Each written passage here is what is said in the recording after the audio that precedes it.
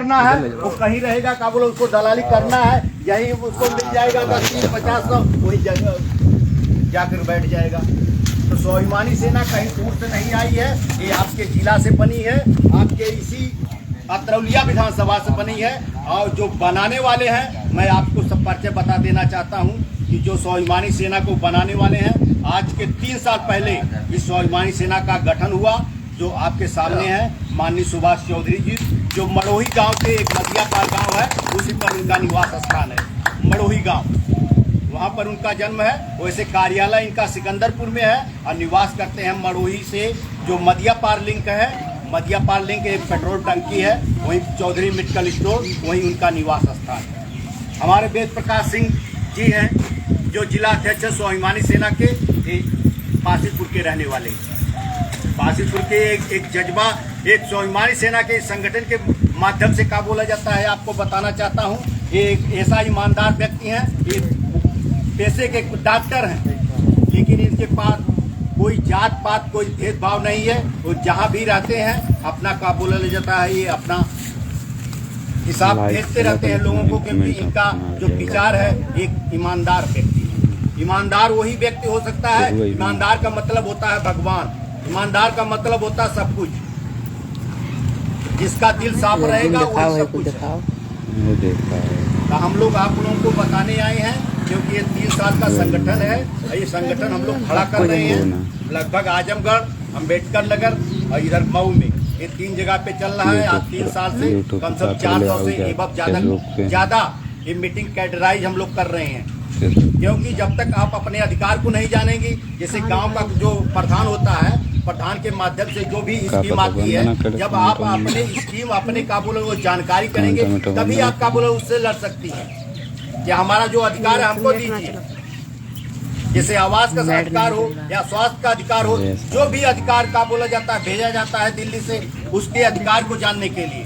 तो आप लोगों को हम लोग बहकाने के लिए न काबुल आपको गुमराह करने के लिए आए हैं, क्योंकि आप ही के बीच से हम लोग पैदा हुए हैं। और हमारा निवास है हरबाजितपुर, चौधरी दयाराम कन्नौजिया है मेरा नाम है। आप लोग जानते हैं नहीं जानते हैं, लेकिन जानने वाले मुझको, यहाँ से मैं जिला पंचायत भी लड़ा हूँ, उगता सूरज मेरा निशान था।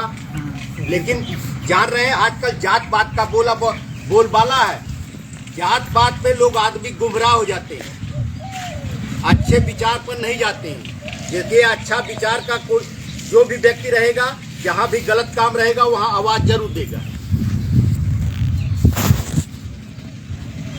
आप मेरे बारे में आप जानना चाहते हैं, जाकर कहीं पूछ लिए। चौधरी दयाराम कन्नौजिया मेरा नाम है और निवास स्थान बाजितपुर।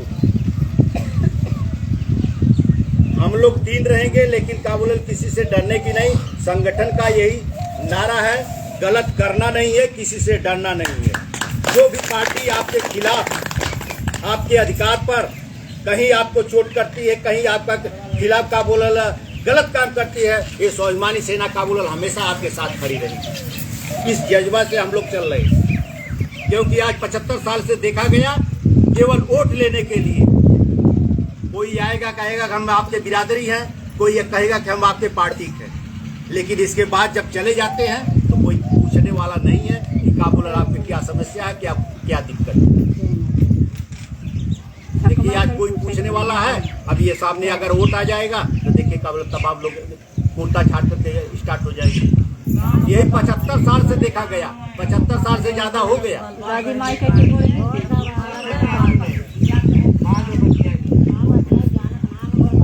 तो आप लोग अपने अधिकार को पहले पहचानिए, जहाँ गलत काम होता है वहाँ पर हमको आवाज देने की जरूरत है। अगर कोई सी समस्या है, अगर आप लोग अगर इस संगठन को कुछ समझते हैं तो आप देखिए, ये संगठन अगर आप 2 कदम चलने के लिए है तो ये 2000 कदम चलने के लिए आपके लिए तैयार है। शुभम, चाहे कोई भी समस्या हो, पहले आदमी को देखा जाता है, टिप्पणी करने से पहले उसको देखा जाता है, उसका क्या विचार है, उसका क्या उद्देश्य है, उसका क्या बोला जाता है इतिहास है, ये किस चीज पे काम करने वाला है। कोई मरेगा तो पूछ लेकर जाएगा नहीं। संगठन का यही जज्बा है कि आप जागरूक होइए, अपने अधिकार को लड़िए, अपने हक के लिए लड़िए। जहाँ भी गलत होता है उसके खिलाफ आवाज उठाइए। स्वाभिमानी संगठन एक स्वाभिमान पर चलने वाला संगठन है, न ये कभी झुकने वाला है, न कभी झुकने वाला है, न कभी टिकने वाला संगठन। हम लोग जज्बा से तैयार किए हैं। अभी 2-3 जिला में इसका काम चल रहा है, चलने वाला है। अभी लखनऊ का पूरे देश में का बोला फैलेगा, लेकिन एक कोई छोटा मोटा काम नहीं है। सबके संगठन, सबके सहयोग से का बोला संगठन कोई पार्टी बनती है। आज जो बड़ी बड़ी पार्टी है, आज जो का बोला झंडा बड़े बड़े का बोला हाथ उधर से चल रहे थे, इसी तरह से एक गांव-गांव में जाकर के लोगों को जगाने का काम किए थे, गांव-गांव में जाकर लोगों को जोड़ने का काम किए थे। लेकिन आज उनके अधिकार, आज उनको का बोला बड़ी बड़ा बंगला आजमगढ़ लखनऊ दिखाई दे रहा है। जनता कोई महत्व नहीं है, न कोई ख्याल है। तो आप लोग अच्छे विचार को सपोर्ट करिए, अच्छा विचार को का बोला आपको साथ देंगे तो आपके साथ का बोला जाता है। अच्छा विचार जहां आपका रहेगा वो कभी भी आपकी लड़ाई लड़ने के लिए वहां तैयार रहेगा। मैं ज़्यादा कुछ नहीं कहूँगा, क्योंकि हमारे संगठन के जो अगुआ हैं, जो हमारे संगठन स्वाभिमानी सेना के संस्थापक हैं, आपके बीच में हैं। आपको विधिवत अच्छी तरह से पूरा आपको बताएंगे इसका स्वाभिमानी सेना का क्या संगठन है, क्या उद्देश्य है, कि क्या करना चाहती है। तो इसलिए क्योंकि मेरा 2-4 लोगों से परिचय यहाँ था, मैंने सोचा कि आप लोगों को इस संगठन के बारे में भी थोड़ा सा बताएं, क्योंकि सभी लोग आते हैं, अपनी अपनी बात रखते हैं। तो ये संगठन का भी दायित्व है अपना अधिकार बताने के लिए, क्योंकि आपको जब तक बताया नहीं जाएगा, जब तक आप जानेंगे नहीं, तब तक उसको आप अच्छी तरह से नहीं जान सकती हैं। इसी साथ मैं अपनी वाणी को विराम देता हूँ। जय स्वाभिमान।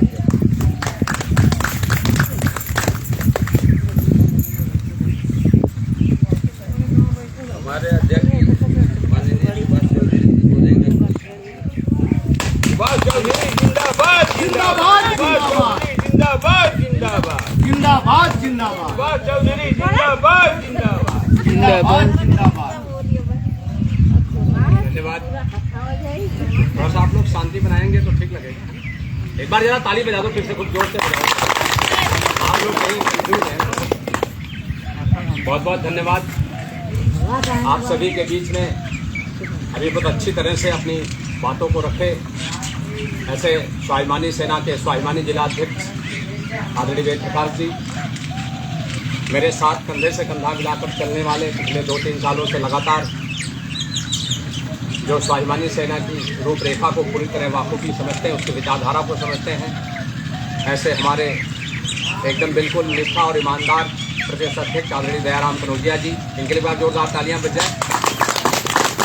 और सबसे बड़ी खुशखबरी इस बात की है कि जिन्होंने आप सभी को इकट्ठा किया, जिनके संघर्षों से आज ये छोटी सी बैठक हमारी आपके साथ हो रही है, ऐसे विजय कुमार जी के लिए एक बार जोरदार तालियां। ये भी संगठित व्यक्ति हैं और यहाँ 2-3 नौजवान बच्चे, आप सभी माताएं बहनें, चाचा बुजुर्ग, सभी को मैं प्रणाम करता हूँ, जय भीम बोलता हूँ। आप सभी का बहुत बहुत देखिए, बहुत सारी बातें आप लोगों के दिमाग में घूमती रहती हैं, क्योंकि समस्या आपकी नहीं है, समस्या कन्फ्यूजन की है। आज से नहीं, जमाने से चलता आ रहा है कि एक दूसरे को तोड़ो मोड़ो और उसको फोड़ो, और फोड़ने के बाद फिर अपनी सत्ता हासिल करो। क्यों? यही होता है ना। लेकिन स्वाभिमानी सेना का जो विचारधारा है, जैसा अभी इन्होंने कहा कि उद्देश्य क्या है, ये दर्द जो अभी बाद में आपने कहा कि मैं जय भीम के हिसाब से चलने वाले हम लोग हैं। अच्छा, जय भीम में मूल क्या था?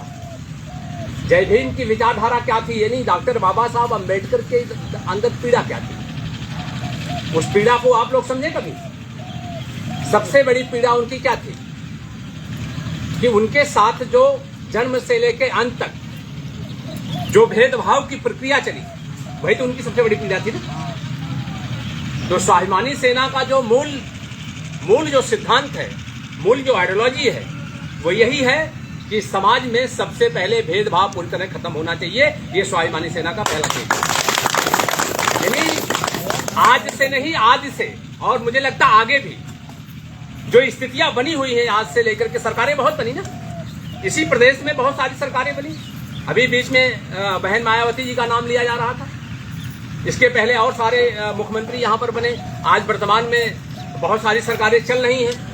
लेकिन आपको ये जानने की जरूरत है कि जो डॉक्टर बाबा साहब अम्बेडकर की जो पीड़ा थी, दर्द था, वो क्या था? उनके साथ जो भावनाएं जुड़ी थी वो क्या थी?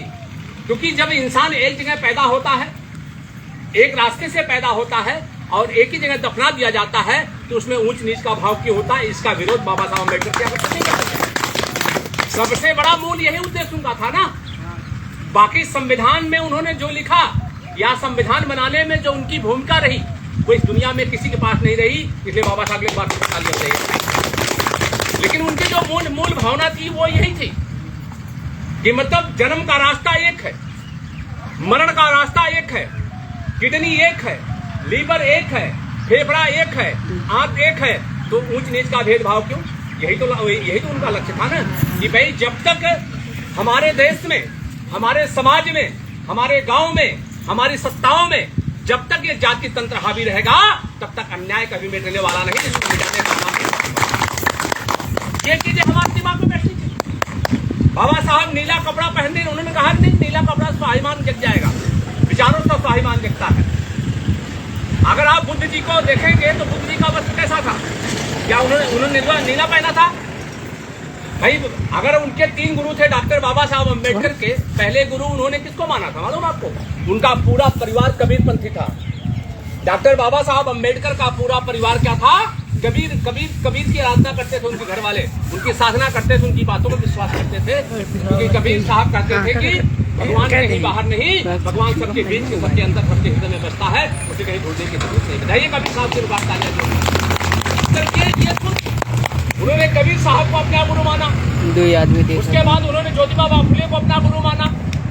उसके बाद उन्होंने लास्ट में जब देखा कि जो धर्म है, हिंदू धर्म की जो बार बार बात होती है, हिंदू धर्म के नाम से लोगों को जो शोषण किया जाता है, अगर धर्म हिंदू है तो एक ऊंचा और एक नीचा कैसे हो सकता? बजाओ ताली, होगा क्या बताइए? होना चाहिए। भाई धर्म का मतलब होता है सत्य, जहां पर सबके लिए बराबरी का अधिकार हो, वहां बिरादरी की लड़ाई नहीं होनी चाहिए। और पिछले 3 सालों से हमने यही नारा दिया कि सभी जाति समान, सभी जाति महान, यही स्वाभिमानी सेना की पहचान। यहाँ कोई जातिवाद नहीं। जातियों के आड़ में शोषण हो रहा है। अगर जातियों के आड़ में शोषण ना होता तो आज ये गांव की स्थिति ऐसी नहीं होती। यहाँ भी तमाम बिल्डिंगें बनी होती बजाओ ताली, सरकारें बनी नहीं बनी। लेकिन ये मतलब एक रूप धारण करते। आपने रामलीला चलता रहता गांव में, देखते हैं आप लोग रामलीला ना, वही नचनिया जो है साड़ी पहनता है, उसके बाद थोड़े टाइम के बाद वो हनुमान बन के आ जाता है। ये हालत है हमारे नेताओं की, यही नेताओं की हमारे हालत। तो स्वाभिमानी सेना की जो मूल भावना है वो ये है कि सबसे पहले समाज में और शासन में और सत्ता में, प्रशासन में जो जाति तंत्र है उसका जब तक अंत नहीं हो जाएगा, चाहे जितना भी नेता पैदा हो जाए, कभी भारत में पूरी तरह गरीबी मिटने वाली नहीं है। सबसे पहले बताने का काम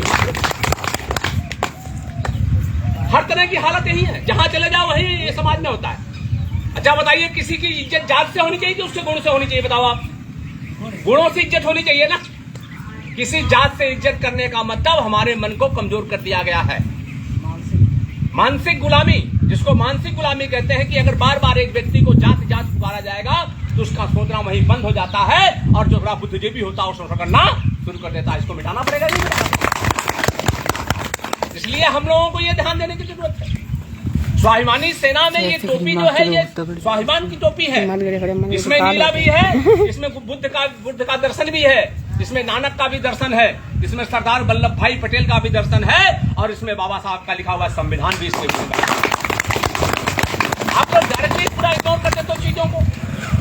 भाई कोई जय भीम को बोलने से क्या सारी चीजें, हमारी समस्याएं दूर हो जा रही क्या? बाबा साहब ने कहा कि मेरे नारों पे नहीं चलना, मेरे विचारों पे चलना चालू कर दो, कोई आपका मामला नहीं करेगा। उन्हें विचारों की बात की थी। उन्होंने बोला मेरी मूर्ति मत बनाना, मेरे मजारे मत बनाना, मेरे दुनिया के कोई चीज मत करना, सिर्फ जो मैंने कहा उस पर चलना शुरू कर दो, अच्छी अच्छी सत्ताएं आपके सामने भीख मांगना चालू कर देगी। लेकिन यहाँ बस कोई नीला में बढ़ रहा है, कोई पीला में बढ़ रहा है, कोई हरे में बढ़ रहा है, कोई लाल में बढ़ रहा है, कोई इसमें बढ़ रहा है, कोई उसमें बढ़ रहा है। भैया इसमें बटने से काम नहीं चलेगा।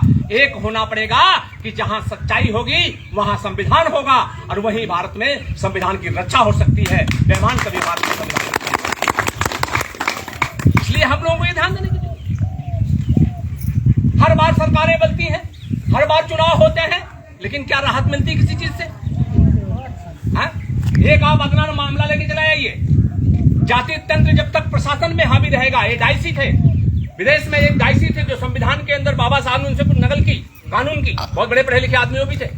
उन्होंने इस बात को लिखा कि अगर जब तक देश में, समाज में और सत्ता में खास करके जब तक जाति तंत्र हावी होगा, तब तक गरीबों का अधिकार और न्याय मिलने वाला नहीं है। इसलिए जाति तंत्र का अंत होना चाहिए। आज चले जाइए आप छोटा सा मामला लेकर के ब्लॉक में चले जाओ, तो वहां सबसे पहले आपको दो भाव से मापा जाता है। एक तो आपकी जात क्या है, पहले वो पूछेंगे भाई आपकी बिरादरी क्या है। मैंने देखा है अपने आंखों से चीजें करते हुए लोगों को, और मैं कई बार टोकता हूँ, थाने में भी मैं टोकता हूँ, तहसीलों में भी मैं टोकता हूँ, सब जगह टोकता हूँ। भैया आप क्यों व्यवहार करते हो? आपको न्याय के लिए बैठाया गया है, आपको लोगों के अधिकार के लिए बैठाया गया है, आप लोगों से जात पूछते हो? बजाओ ताली, जात पूछनी चाहिए, नहीं पूछनी, न्याय की बात। तो ब्लॉक पे चले जाओ तो शोषण, ब्लॉक पे चले जाओ कोई काम के लिए तो शोषण होगा, क्योंकि वहां बीडीओ के यहाँ जो लिस्ट आती है, वो लिस्ट में जो कॉलोनी आती है गरीबों को नहीं दी जाती है, मालदार लोगों को कॉलोनी की दे दी जाती है। दे जाती है, बताओ ताली जाओ, होता क्यों होता है? मतलब जो कॉलोनी का लिस्ट आएगी, भाई जिसके पास घर नहीं है, जिसके पास मंडैया है, उनको कॉलोनी दी जाए, लेकिन वहां नहीं चलता। वहां क्या होता है, ग्राम प्रधान और सेक्रेटरी और बीडीओ मिल करके तीनों सेटिंग करते हैं कि 20,000 लाओ, 30,000 लाओ, तब हम कॉलोनी इनको दे देंगे। ये मिटना चाहिए कि मिटना चाहिए, बताओ? बाबा साहब का ये सपना था। बाबा साहब ये नहीं कहा कि नीला कपड़ा आ जाओगे तो अच्छा काम करके जाओ। भाई कपड़ा कोई भी पहनो, लेकिन लोगों की भलाई करो, सच के साथ जीने का रास्ता बताओ, उनकी भय निकालो। यही बाबा साहब का सपना था। तो ब्लॉक पे चले जाओ तो बीडीओ शोषण करेंगे, बीडीओ हटो तो सीडीओ शोषण करेगा, सीडीओ हटो तो सीपीओ शोषण करेगा, सीपीओ हटो तो सेक्रेटरी शोषण करेगा। होता नहीं होता, बताओ? तो इसका विरोध करना चाहिए कि नहीं करना चाहिए? अगर आप मेरा साथ देना, ताली बजाओ एक बार कि हाँ, शोषण का विरोध करना हर आर्टिकल 19 में, संविधान के 19 में जो अनुच्छेद है 19 का, उसमें सीधा लिखा हुआ है कि शोषण के खिलाफ आवाज उठाना हर भारत के नागरिक का अधिकार है। सबसे बड़ा मूल पावर्टी नहीं है। इसलिए आपको ये ध्यान देने की जरूरत है कि स्वाभिमानी सेना अन्याय, अत्याचार, असमानता के खिलाफ आवाज उठाने का काम करती है। पहला काम है, तो इसमें आप लोगों को एक साथ होने की जरूरत है। आप लोग बहक जाते हो, जैसे अभी अध्यक्ष जी ने कहा ना कि कोई आ गया नीला पहन के, बोला मेरी बिरादरी है, पता चला नौकरी के नाम पे आपसे पैसा लेके चला गया। होता नहीं तो बजाओ ताली, होता है, यही होता है। इंसान बन करके भी नौकरी दिलवा रहे हैं और उसके बाद पैसा फंसवा रहे हैं। हो रहा नहीं हो रहा? मैंने देखा थाने बतौलिया थाने में तमाम कंप्लेन आ रही है, लोगों को नौकरी के नाम पे पैसा लेते हैं, बड़ी बड़ी गाड़ियां लेके चले जाते हैं, गरीब उसी में मर जाता है। समझने की जरूरत है, मुखौटा पहन के घूमते हैं लोग। इसलिए शोषण के खिलाफ, अगर ब्लॉक पे शोषण हो रहा है तो उसके खिलाफ आवाज उठाई जाएगी, थाने में शोषण हो रहा है तो उसके खिलाफ आवाज उठाई जाएगी, जिले पे शोषण हो रहा है उसके खिलाफ आवाज उठाई जाएगी। सबसे बड़ा मकसद है कि समाज में जब तक जाति तंत्र हावी होगा, तब तक बराबरी हमें कभी नहीं मिल सकती। बराबरी आने के लिए बिरादरी को मिटाना पड़ेगा और बराबरी को लाना पड़ेगा। ये स्वाभिमान का लक्ष्य होना चाहिए। तो हम लोगों को मिलकर ये ध्यान देने की जरूरत है। कितने सालों से झेल रहे हैं आप लोग, देखिए सरकारें बन रही हैं, जा रही हैं, लेकिन क्या महंगाई कभी कम हो रही है?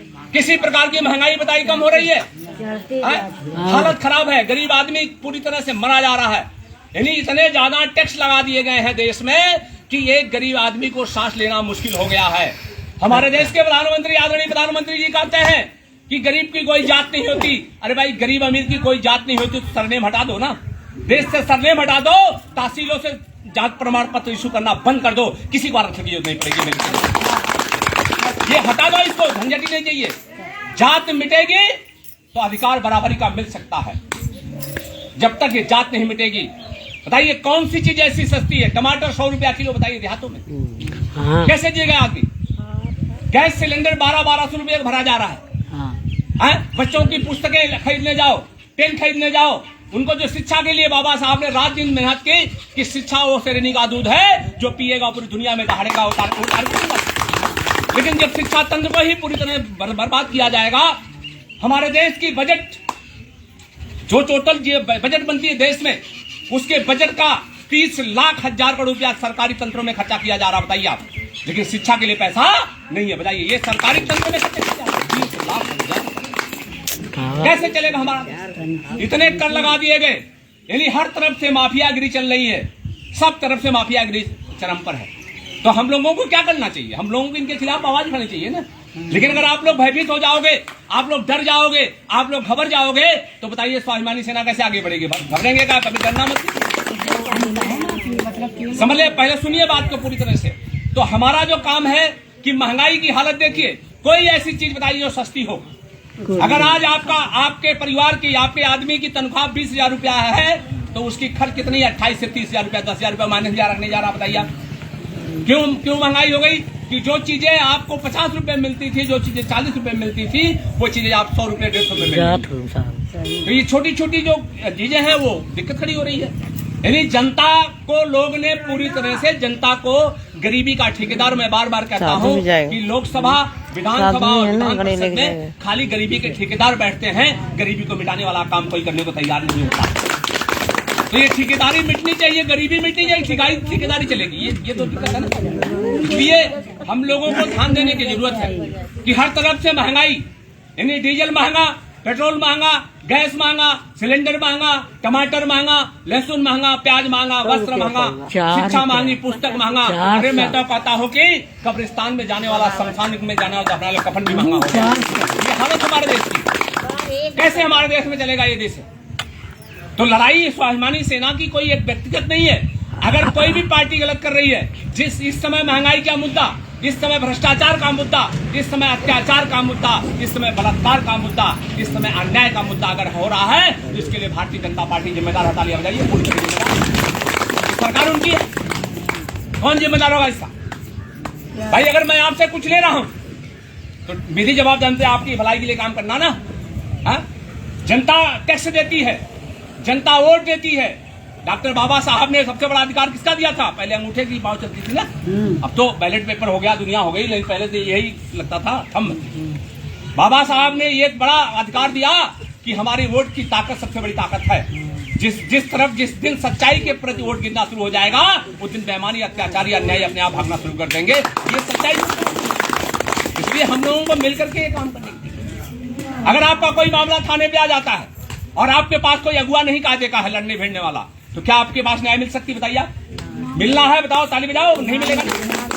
कोई अगुवाई करने वाला नहीं है, क्योंकि हर जगह ठेकेदारी चल रही है।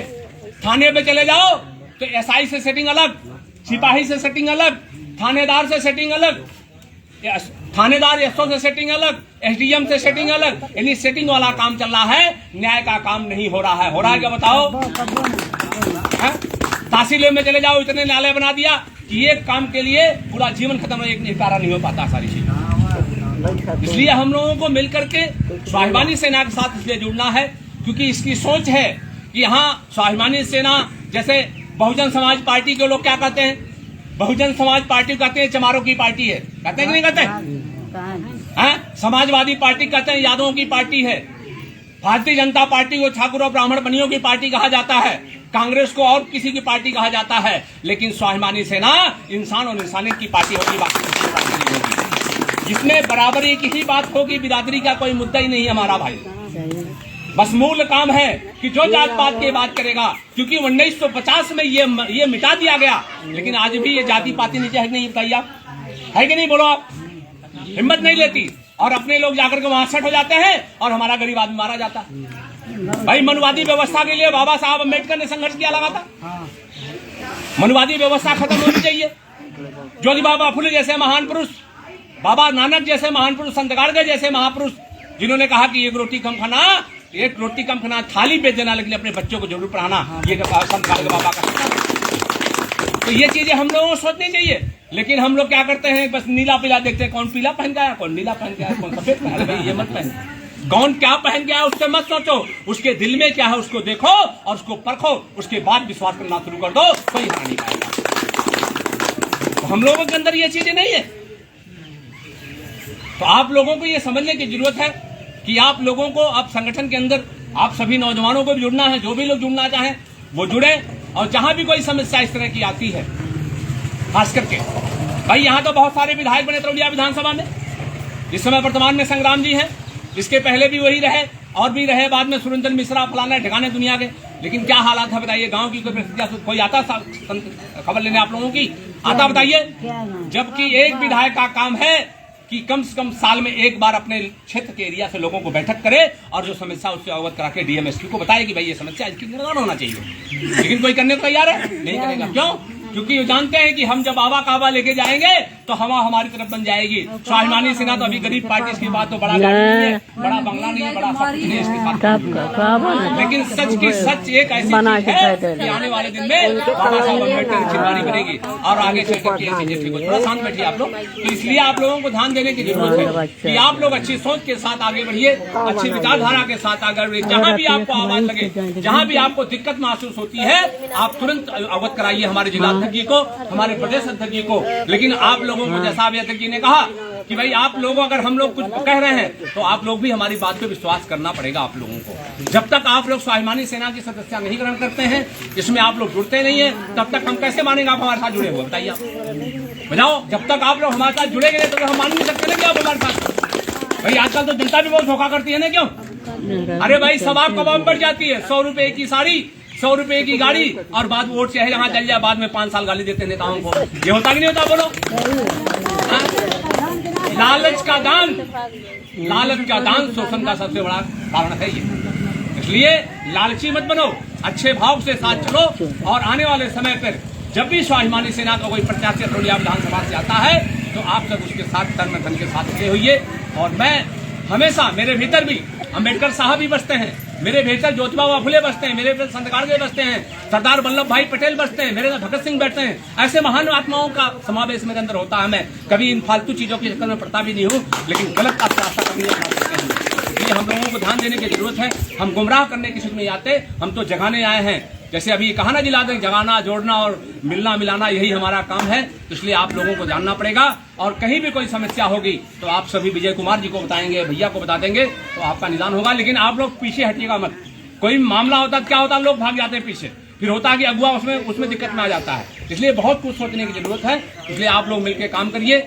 और हम लोगों को, मैं तो देश में महंगाई की जो बीमारी है ये सबसे बड़ी है कारण है। इसमें पूंजीवाद सही कहा, पहला आबाद है। पूंजीवाद महंगाई का कारण, मनमानी कर, पूंजीवाद, जातिवाद, अंधविश्वास, पाखंड, ढोंग, आडंबर, ये सब सबसे बड़ा कारण है। ये खत्म हो जाएगा, गरीबी अपने आप खत्म हो जाएगी। ये हर चीजों को समझ। तो हम लोग मिलकर के आप सभी के साथ कंधे से कंधा मिलाकर चलें। आप भी हमारे साथ चलिए, ये सारा मंच हमारे साथ चले। इसी शुभकामनाओं के साथ मैं आप सभी को बहुत बहुत धन्यवाद देता हूं। और आज इस ग्राम सभा को, इस धरती को मैं प्रणाम करता हूं कि आप सभी आए और मेरी विचारधारा को सुना आपने। बहुत बहुत धन्यवाद। जय हिंद, जय स्वाभिमान, जय भीम, जय संत गाडगे बाबा। धन्यवाद। दोनों दिक्कत ना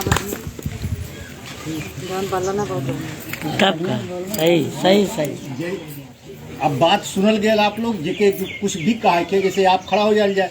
अब कोई सवाल बनता तो क्यों करो तो करना, मुर्गियों को नहीं करनी है, मैं बताता हूँ। खड़ा हो जाइए, आप बताओ। टोपी नहीं लगाओगे, कोई बात नहीं। आप जो भी समस्या, जो भी दिक्कत हो, बनवले नारी फारी करके पहले सुनने के बाद कुछ डिसीजन ले जाता महिमा आवत जेवा बचल जाई 5 मिनट में।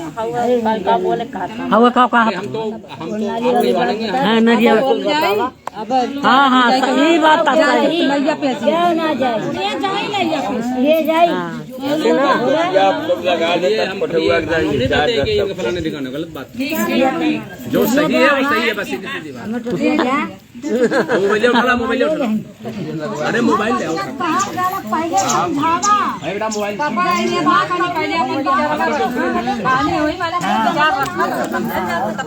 सही बात, धीरे धीरे जानकारी होती, कोई बात नहीं। इसीलिए बोले ना, हाँ धीरे धीरे, पहली बार जानकारी जब धीरे धीरे